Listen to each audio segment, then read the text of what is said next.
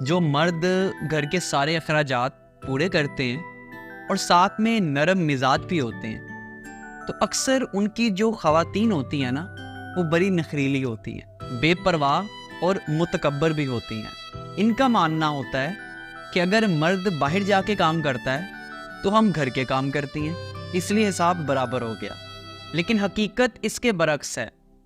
آج کی عورت صرف گھر کے بنیادی کام کرتی ہے، ماضی کی عورتوں کی طرح اسے جانور نہیں سنبھالنے پڑتے، چھتیں، صحن اور دیواروں کو لیپنا نہیں پڑتا، اس کو مرد کے ساتھ کھیتوں میں جا کے کام نہیں کرنا پڑتا۔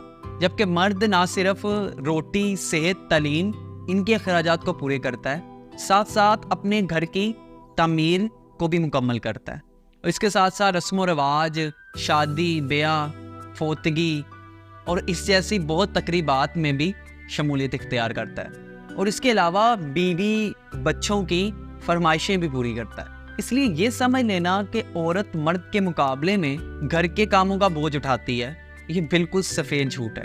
آج کا مرد عورت سے کئی گنا زیادہ کام کے اندر دکھ تکلیفیں بھی برداشت کرتا ہے اور اس کا بوجھ بھی اٹھاتا ہے، اور اس مرد کی حالت کا اندازہ صرف اسی عورت کو ہو سکتا ہے جس نے باہر دھکے کھا کر اپنی اولاد کو جوان کیا۔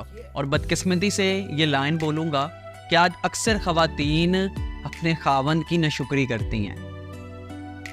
بلا شبہ عورت کا ایک اپنا مقام ہے، عورت کے اپنے کام ہیں، لیکن آج باہر دھکے کھا کر پیسہ کما کے لانا سب سے مشکل کام بن چکا ہے۔ خدا را ان کی قدر کیا کرے۔